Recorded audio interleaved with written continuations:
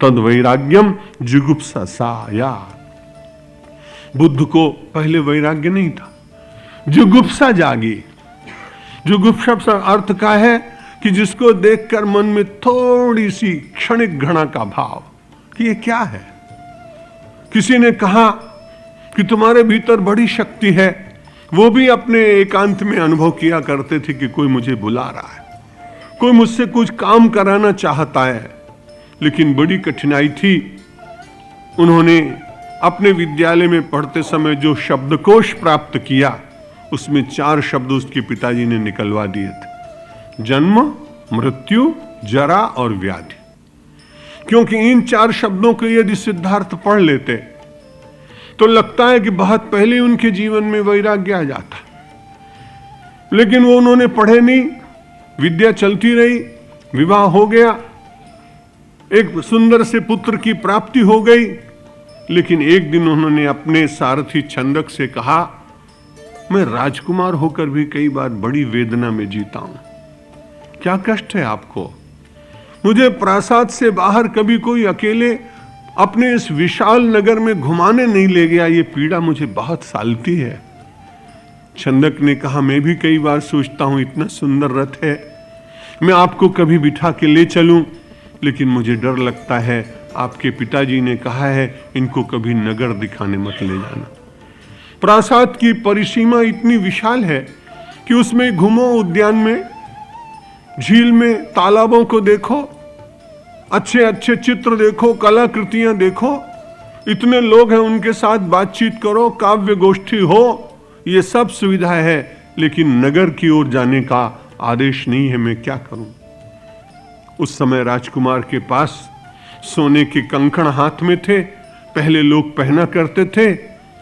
एकदम से विचार आया युवक सिद्धार्थ के मन में कि छंदक एक बड़े सामान्य परिवार का तो व्यक्ति है और इसके पास कोई स्वर्ण का आभूषण तो है नहीं। इसलिए सिद्धार्थ ने अपना एक स्वर्ण कंकण उतारा और कहा, छंदक, ये मैं तुम्हें पुरस्कार में देता हूं, काम तो बाद में, लेकिन पुरस्कार पहले ले लो। मुझे एक बार, केवल एक बार मेरे इस महानगर का कपिल वस्तु का दर्शन करा दो। छंदक ने देखा कि कोई विशेष बड़ा अधिकारी है नहीं, कोई सूचना दे नहीं पाएगा राजा को, और स्वर्ण का कंकण जब भी कभी हाथ में पहुंचता है तो कलयुग का वास होने के कारण आदमी की बुद्धि बदलती है। छंदक की बुद्धि बदली और उसने कहा, आओ, रथ तैयार। और जब वो घुमाने ले गया तो सबसे पहले उसने देखा कि एक व्यक्ति चला जा रहा है, उसके हाथ में यष्टि है। कभी उसने देखा नहीं था इस प्रकार का व्यक्ति। उसने पूछा, ये क्या है? कहा, आपको मालूम नहीं राजकुमार, ये व्यक्ति आप जैसा ही सुंदर था, आप जैसा ही बलवान था। जब चलता था तो उसके चरणों की धमक से कई बार पृथ्वी हिलती थी, इतना बड़ा पहलवान था। अब क्या हो गया? महाराज, आपको ज्ञात नहीं, ये एक अवस्था है, ये वृद्धावस्था इसके ऊपर आई है, इसलिए यष्टि लेकर चल रहा है। वृद्धावस्था? मेरे पिता वृद्ध होंगे? अवश्य होंगे। मैं वृद्ध हो जाऊंगा? निश्चित हो जाएंगे। मेरे मित्र सब वृद्ध होंगे? निश्चित होंगे। बड़े संकोच से तरुण मन सौंदर्य का के कान में एक बार धीरे से पूछता है, मेरे मित्र, मेरे सारथी, एक बात बताओ, पिताजी वृद्ध हो जाएंगे, ठीक है, मित्र मेरे वृद्ध हो जाएंगे, ठीक है, मेरे ऊपर भी वार्धक्य कभी आएगा, ये भी ठीक है, लेकिन एक बताओ बात, क्या मेरी यशोधरा भी वृद्ध हो जाएगी? उसने कहा, निश्चित हो जाएगी। लौटा ले चलो इस मेरे रथ को। उद्यान की संगमरमर की शिला पर बैठकर ठोड़ी को अपने हाथ में रखकर आंखें नीची करके विचार करने बैठ गया वो राजकुमार। वो कैसा सुंदर दिन होगा। हमने तो न मालूम कितने बार कितने वृद्धों को देखा है, अपने ऊपर आते हुए वार्धक्य का भी अनुभव किया है, पर वैराग्य कहां जगा। ये तो कोई बड़भागी होता है जिसको परमात्मा वो अवसर प्रदान करते हैं। इतने में आ गई यशोधरा और सिद्धार्थ के कुंतल केशों में अपनी उंगली फिरा फिरा कर उसने पूछा, इतना उदास मैंने तुमको कभी नहीं देखा, क्या घटना घट गई? किसने अपमान किया, क्या छूट गया, किस विचार में पड़े हो। और मैथिली शरण गुप्त के शब्दों में, और वो बोल उठे कि देखी मैंने आज जरा, देखी मैंने आज जरा, कुछ दिन में ही हो जाएगी मेरी यशोधरा। देखी मैंने आज जरा, मैंने वृद्धावस्था देखी है।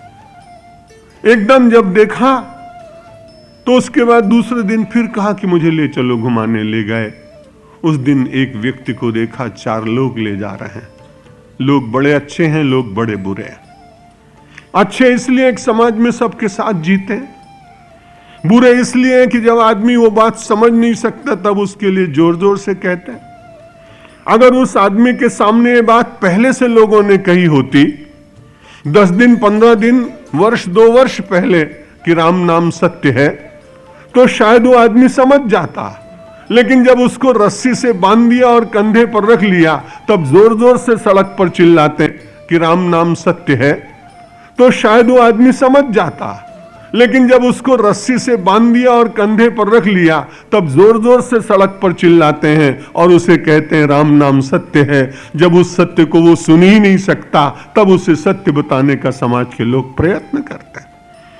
लेकिन देख लिया, सिद्धार्थ ने देखा, पूछा ये क्या है? ये मरणावस्था सब पर आती है। श्रीमद् भगवत गीता ने कहा कि यदि वैराग्य न जगता हो तो एक बार देखना, बार बार इनको गहराई से देखना।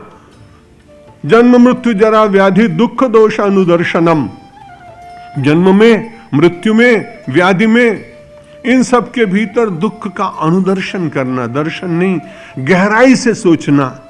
ये सब क्या हो रहा है, ये सब कैसे परिवर्तन हो रहा है? तब अपने आप ही मन कहेगा यही संस्पर्शजा भोगा दुख योनय एवते आद्यंतवंत कौन्तेय नतेश रमते बुधा। मूढ़ावस्था में बहुत जी लिया, ऐसी मूढ़ता या मन की, परिहर राम भगति सुर सरदा, आस करत ओसकन की, ऐसी मूढ़ता या मन की।